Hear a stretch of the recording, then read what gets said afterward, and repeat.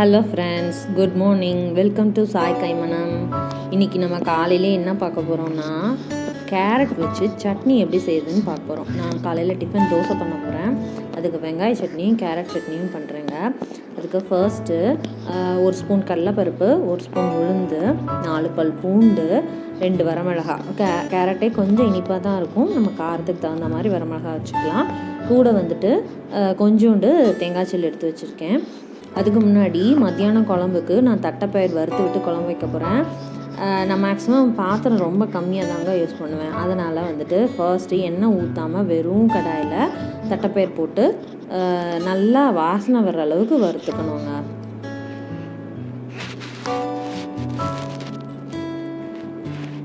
இதை வறுத்து நம்ம குக்கரில் போட்டு வேக விட்டுடலாம்.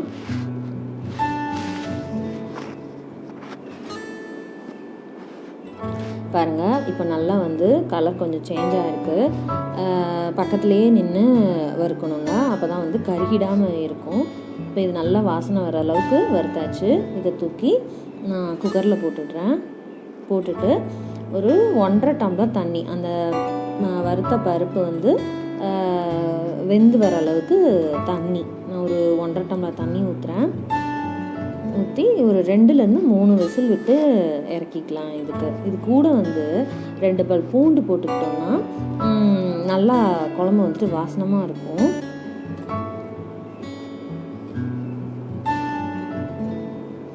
ரெண்டு பல் பூண்டு போட்டாச்சு. அப்புறம் இப்போ வெயிட் போட்டு வேக விட்டுடலாம். ஒரு 3 விசில், 2லேருந்து 3 விசில் கொடுத்தது சரியாக இருக்கும், மீடியமில் வச்சு.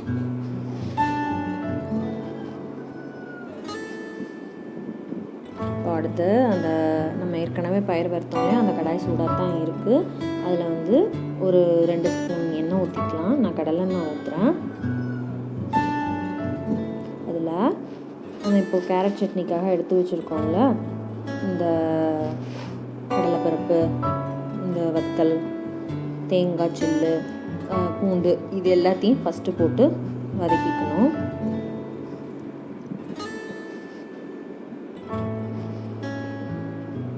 இதெல்லாம் வதக்கி தனியாக எடுத்துட்டு அதுக்கப்புறமா கேரட்டை போட்டு வதக்கணும். இது கூட ஒரு சின்ன துண்டு புளி போட்டுக்கணும். அது டேஸ்ட் நல்லாயிருக்கும்.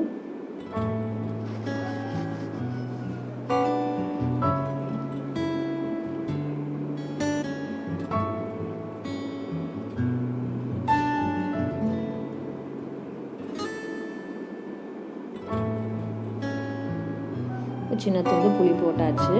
இப்போ அதையும் சேர்த்து நல்லா வதக்கி தனியாக எடுத்து வச்சுக்கணும். அப்புறம் இதே கடாயில் கேரட்டையும் போட்டு வதக்கி எடுத்துக்கணும். கேரட் நல்லா சுருள வதங்கணும்.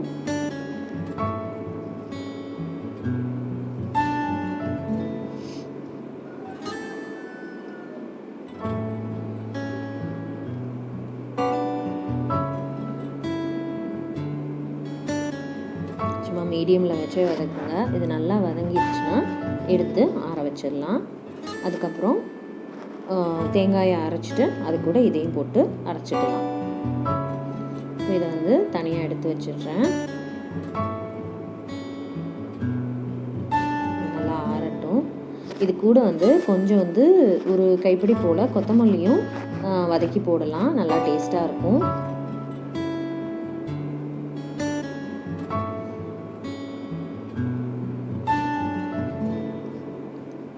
லைட்டாக கொஞ்சமாக எண்ணெய் ஊற்றி அந்த கொத்தமல்லியும் லைட்டாக ஒரு வதக்கி அதையும் இந்த கேரட் கூடயே போட்டு ஆற வச்சிடலாம்.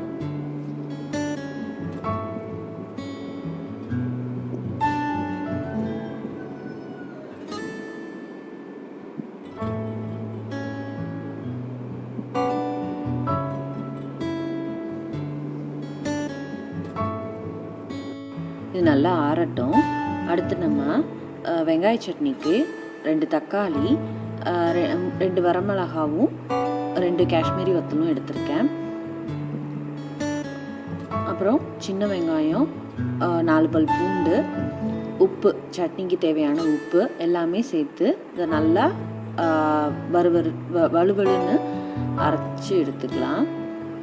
இப்போது அதே பேனில் கொஞ்சம் எண்ணெய் ஊற்றி எண்ணெய் காஞ்சதும் கடுகு உளுத்தம் பருப்பு போட்டு அதில் இந்த சட்னியை போட்டு நல்லா வதக்கி எடுத்துக்கலாம்.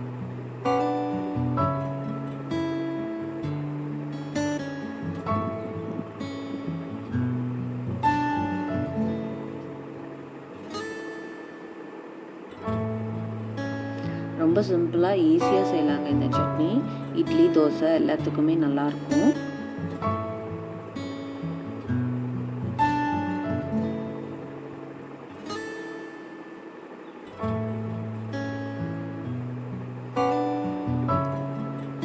ஃபைவ் மினிட்ஸில் சட்னி கொதிச்சதும் இறக்கிடலாம். இது வந்து கொஞ்சம் தெறிக்கும், அதனால் மூடி போட்டு மூடி வச்சுருக்கேன். இப்போ கேரட் சட்னிக்கு எடுத்து வச்ச தேங்காய் அதெல்லாம் ஆறிடுச்சு. அதை மிக்ஸி ஜாரில் போட்டுக்கிறேன். இதை வந்து ஃபஸ்ட்டு ஒரு தடவை அரைச்சிட்டு அதுக்கப்புறமா கேரட் சேர்த்து அரைச்சிக்கலாம். தேவையான உப்பு சேர்த்துருக்கேன். இப்போ இதை ஒரு தடவை கோர்ஸாக அரைச்சிட்டேன். அதில் வந்து இந்த ஆறின கேரட்டு கொத்தமல்லி எல்லாம் போட்டு கொஞ்சம் கொஞ்சமாக தண்ணி சேர்த்து அரைச்சிக்கலாம். இப்போ வெங்காய சட்னி ரெடி ஆயிடுச்சு. அதை ஒரு பவுலுக்கு மாற்றிட்டு அதில் கொஞ்சம் அந்த பேனை லைட்டாக கழுவி வச்சுருக்கேன். அதுலேயே கொஞ்சம் எண்ணெய் ஊற்றி கடுகு உளுத்தம் பருப்பு போட்டு இந்த கேரட் சட்னியும் போட்டு ஒரு சின்ன வதக்கு, ஏன்னா நம்ம வந்து தண்ணி ஊற்றி அரைக்கிறோம் இல்லையா, அதனால் சும்மா கொஞ்சம் லைட்டாக ஒரு வதக்கிட்டு ஆஃப் பண்ணிடலாம்.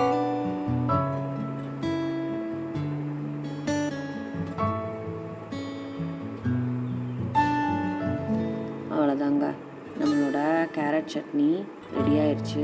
செம்ம டேஸ்ட்டாக இருக்குங்க. அது கேரட்னே யாரும் கண்டுபிடிக்க மாட்டாங்க.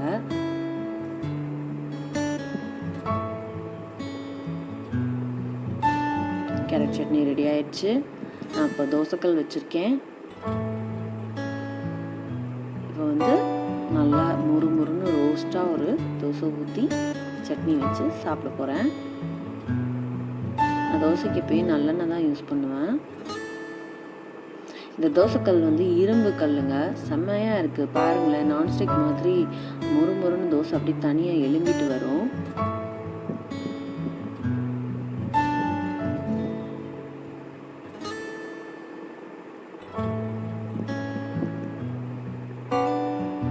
பாருங்கள், தோசை வந்துட்டு சூப்பராக ரெடி ஆயிடுச்சு. இதாங்க எங்கள் morning tiffin dosa, carrot chutney, வெங்காய சட்னி. தட்டைப்பயிறு வறுத்து வேக விட்டோம் இல்லையா, அது பாருங்கள் வெந்துருச்சு. 2லேருந்து 3 விசில் விட்டுக்கோங்க. நல்லா சாஃப்டாக வெந்துருச்சு. இப்போது நம்ம அந்த குழம்ப வந்து ரெடி பண்ண போகிறோம். அதுக்கு நான் ஒரு பாத்திரத்தில் தண்ணி வந்து எடுத்து கேஸில் வச்சு ஆன் பண்ண போகிறேன். இப்போ இதில் வந்துட்டு தேவையான காய்கறி சேர்த்து மசால் பொடி சேர்த்து வேக விட போகிறோம்.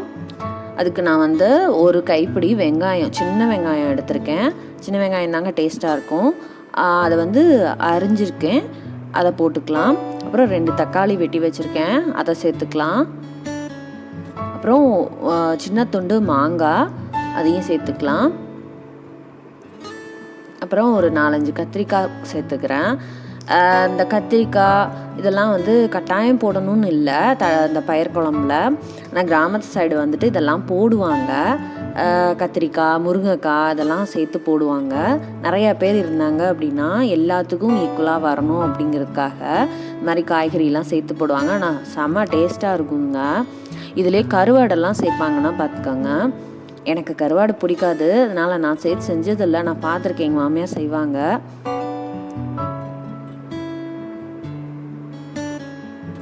இப்போ இந்த காய்கறிலாம் வந்துட்டு நல்லா வேகணும். அதுக்கு தேவையான மசால் பொடியும் இதிலேயே சேர்த்துக்கலாம். இப்போது மஞ்சப்பொடி 1 ஸ்பூன் போடுறேன். இப்போது மஞ்சப்பொடி வந்து எல்லாத்துலேயுமே சேர்க்க சொல்கிறாங்கங்க. அப்புறம் வத்தல் பொடி 1 ஸ்பூன் போட்டுக்கிறேன். குழம்புக்கு தேவையான அளவு காரம் போட்டுக்கிறேன். அப்புறம் வத்தல் பொடி 1 ஸ்பூன் போட்டிருக்கேன்னா அப்போ மல்லிப்பொடி, தனி மல்லிப்பொடி 2 ஸ்பூன் போட்டுக்கிறேன். இது எல்லாமே வீட்டில் அரைச்ச பொடி தாங்க. வத்தல் பொடி, மல்லிப்பொடி எல்லாமே தனியாக நான் அரைச்சி வச்சுருப்பேன். இது கரம் மசாலா 1 ஸ்பூன் போட்டுக்கிறேன். இது தாங்க இந்த குழம்புக்கு சரி டேஸ்ட் கொடுக்கும். இதுவும் நான் வீட்டில் தான் அரைச்சி வச்சுருக்கேன். இப்போது அந்த காய் வந்து இந்த மசால் பொடியோடு சேர்ந்து நல்லா வெந்து வரணும். அதுக்கு நடுவில் நான் ஒரு மூடி தேங்காவை வந்து அரைச்சி வச்சுக்கிறேன். நல்ல டைம் இருந்ததுன்னா நான் வந்து உட்காந்து துருவி வச்சுப்பேன். எனக்கு இன்றைக்கி டைம் இல்லை, அவசரமாக பண்ணுறதுனால நான் வந்து அப்படியும் பத்தையாக எடுத்து பண்ணுறேன்.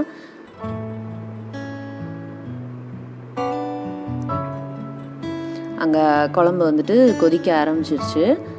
கொஞ்சம் ஹையில் வச்சு தான் வேக விடணும் காய்கறியை, அப்போ தான் சீக்கிரமாக நல்லா குழஞ்சி வேகும். தேங்காவை எடுத்தாச்சு, தேங்காய் அரைச்சி எடுத்துக்கலாம். இப்போ இதுக்கு நடுவில் நான் ரசம் வைக்கணும். அதுக்கு ஒரு தக்காளியை கழுவி இந்த குழம்பு கொதிக்குது இல்லையா, இது கூடயே நான் போட்டுடுறேன். இப்போது அந்த தக்காளி வந்துட்டு ஒரு 5 மினிட்ஸில் நல்லா வெந்துடும். இதை எடுத்து நம்ம ரசத்துக்கு சேர்த்துருக்கோம்ல, அது கூட போட்டு பிசைஞ்சு விட்டோம்னா ரசம் ரெடி ஆயிரும், சீக்கிரமாக ரெடி ஆயிரும். பாருங்கள், காய்கறி வந்து வெந்துட்டு இருக்குது. அந்த தக்காளியை எடுத்துடலாம், வெந்துருச்சு. அதான் நான் அந்த ரசத்துக்கு எடுத்து வச்ச புளி கூட போட்டுக்கிறேன். இப்போ ரசத்துக்கு அரைச்சி போடுறத போட்டு அந்த தக்காளியை பிசைஞ்சு விட்டோம்னா ரசம் ரெடி ஆயிரும்.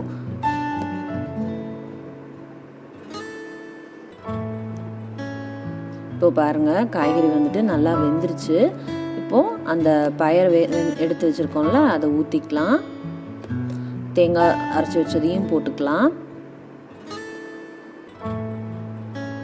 இப்போ இதில் வந்து தேவையான அளவு உப்பு, கொஞ்சோண்டு வந்துட்டு புளித்தண்ணி, நம்ம இப்போ ரசத்துக்குன்னு எடுத்து வச்சுருக்கோம்ல, அதில் வந்துட்டு இந்த கரண்டியில் ஒரு கரண்டி புளித்தண்ணி ஊற்றிக்கிட்டால் போதும். அது வந்துட்டு ஒரு தனி டேஸ்ட் கொடுக்கும் குழம்புக்கு. குழம்பு கொஞ்சம் தண்ணியாக தான் வைக்கணுங்க, ஏன்னா இது ஆற ஆற அந்த பயறு வந்து கொஞ்சம் கெட்டி கொடுக்கும். தேவையான அளவு உப்பு போட்டாச்சு.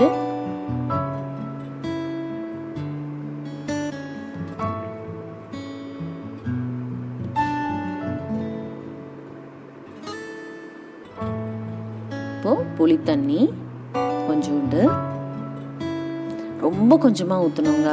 கொஞ்சம் ஜாஸ்தியாக போயிட்டாலும் அப்புறம் புளிக்குழம்பு மாதிரி ஆகிடும். இப்போ வந்து குழம்பு நல்லா காஞ்சிருச்சு, இறக்கி வச்சுட்டேன். இப்போது ஒரு கடாய் வச்சுருக்கேன், அதில் வந்து கொஞ்சம் எண்ணெய் ஊற்றி ஃபஸ்ட்டு ரசத்துக்கு தாளிச்சுக்கிறேன்.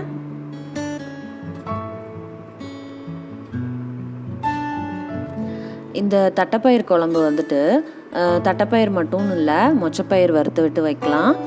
அப்புறம் வந்து பாசிப்பயிறு வறுத்து விட்டு இதே மாதிரி வைக்கலாங்க. செம்ம டேஸ்ட்டாக இருக்கும் இந்த குழம்பு.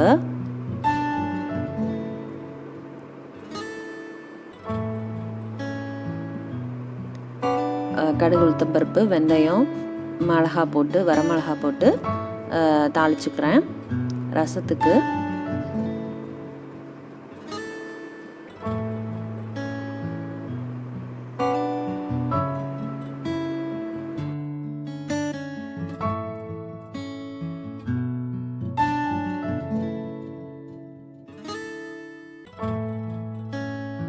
கொஞ்சமாக பெருங்காயத்தூள் போட்டு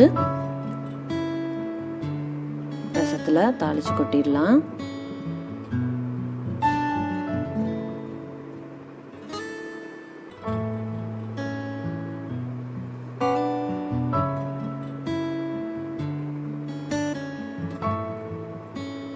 இப்போ ரசமும் காஞ்சிட்ருக்கு ஒரு பக்கம். இங்கே வந்துட்டு கடாய் சூடானதும் மறுபடியும் நம்ம எண்ணெய் ஊற்றி குழம்புக்கு தாளிச்சுக்கலாம்.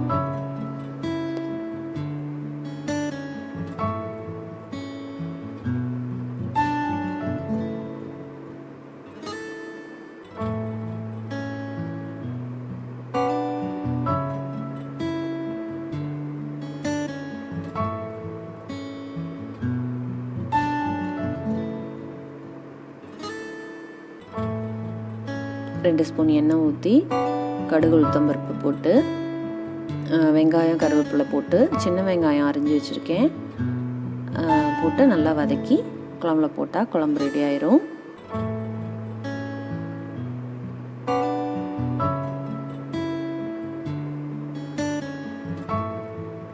எப்பயுமே குழம்பு இல்லை சாம்பார் எதுக்குனாலும் தாளிச்சிட்டோம் அப்படின்னா அதை வந்துட்டு ஒரு கிண்டி கொடுத்து தட்டு போட்டு மூடி வச்சிடணுங்க. அப்போ தான் அந்த வாசனை வந்து வெளியே போகாமல் இருக்கும்னு சொல்லுவாங்க. அப்போ தான் வந்து நல்ல ஒரு ஃப்ளேவர் கிடைக்கும் நம்மளுக்கு.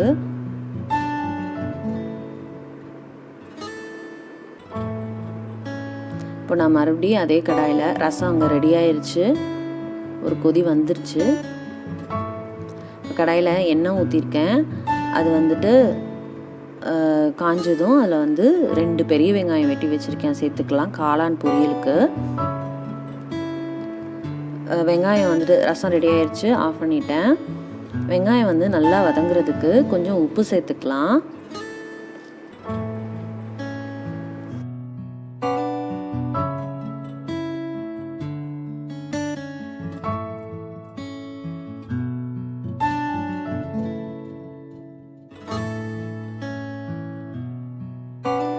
இப்போது வெங்காயம் நல்லா வதங்கிருச்சு. இது கூட கொஞ்சம் இஞ்சி பூண்டு பேஸ்ட்டு சேர்த்துக்கலாம். ஒரு 1/2 ஸ்பூன் இல்லாட்டி 3/4 ஸ்பூன் இஞ்சி பூண்டு பேஸ்ட்டு சேர்த்துக்கலாம்.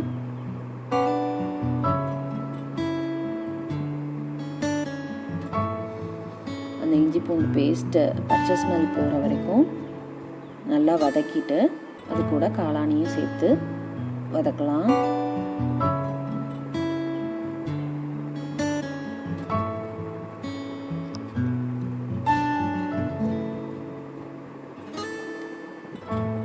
காளானுக்கு வந்து தண்ணி ஊற்ற தேவையில்லை, அதுலேயே தண்ணி விடும். அதுலேயே வந்து நல்லா வதக்கிடலாம். காளான் சுருளை வதங்கினதும் அதுக்கு தேவையான பொடிகள் சேர்த்துக்கலாம். ஃபஸ்ட்டு வந்து உப்பு போட்டுக்கிறேன். ஏற்கனவே கொஞ்சம் வெங்காயத்தில் உப்பு போட்டிருக்கோம். காளானுக்கு உப்பு ரொம்ப அதிகமாக பிடிக்காது, அதனால் அளவாக போட்டுக்கலாம். மஞ்சள் பொடி போட்டுக்கிறேன், மிளகு பொடி போட்டுக்கிறேன். மொத்தமே நம்ம காரத்துக்கு மிளகு பொடி மட்டும்தான் சேர்க்க போகிறோம். இது வந்து சீரக பொடி, அவ்வளோதான். இதை வந்துட்டு நல்லா வதக்கி இறக்கி வச்சுக்கலாம். இப்போ இந்த காளான் வந்து பொரியல் வந்து ரெடி ஆயிடுச்சு. இந்த ஒரே டிஷ்ஷை வச்சு கூட வந்துட்டு நம்ம காளான் ஆம்லேட்டும் செய்ய போகிறோம்.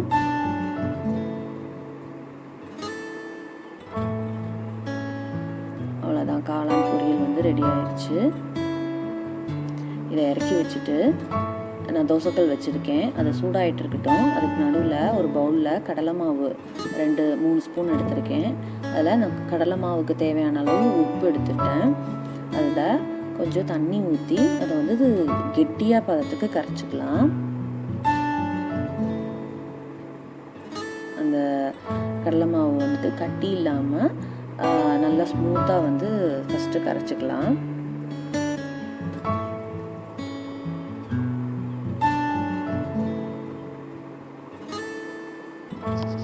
உப்பெல்லாம் போட்டிருக்கோம் இல்லையா, அந்த உப்பெல்லாம் கரைஞ்சி வர அளவுக்கு நல்லா வந்து அதை வந்து கலந்து கரைச்சி எடுத்துக்கணும். இப்போது இந்த காளான் வந்து பொரியல் பண்ணி வச்சுருக்கோங்க, அதில் வந்து ஒரு கரண்டி இல்லை 2 கரண்டி எடுத்து நான் இந்த கடலை மாவில் சேர்த்துருக்கேன். இப்போ அதையும் மிக்ஸ் பண்ணிக்கலாம்.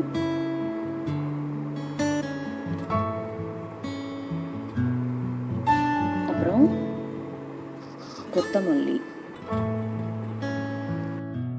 கொத்தமல்லி இலை வந்து நல்லா நறுக்கி வச்சுருக்கேன், அதையும் சேர்த்துக்கிறேன். அது கூட இப்போ இந்த கடலை மாவு சேர்த்தோம் இல்லையா, அதுக்கு தேவையான காரத்துக்கு மிளகு பொடி சேர்த்துருக்கேன்.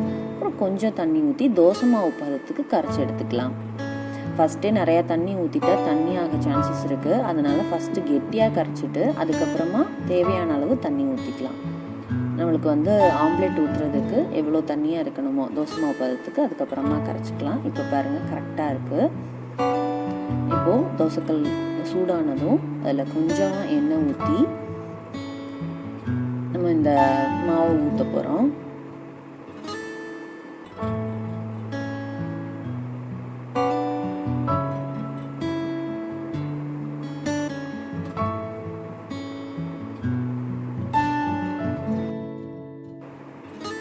கொஞ்சம் சின்ன ஆம்லேட்டாகவே ஊற்றிக்கலாம். சுற்றிலும் தேவைப்பட்டால் எண்ணெய் ஊற்றிக்கலாம். இதில் காளான்னு மட்டும் இல்லை, எல்லா காய்கறியுமே வதக்கி சேர்த்துக்கலாம். இந்த வெஜ் ஆம்லெட் செம்ம டேஸ்ட்டாக இருக்கும். இப்போ வந்து ஒரு பக்கம் ரெடி ஆயிடுச்சு, திருப்பி போட்டுட்டேன். காளான் ஆம்லெட் ரெடி ஆயிடுச்சு, செம்ம டேஸ்ட்டாக இருக்குங்க. இதாங்க எங்களோட லஞ்சு. சுட சுட சாதம், தட்டைப்பயிர் குழம்பு, காளான் பொரியல், காளான் ஆம்லெட், ரசம். தேங்க்யூ.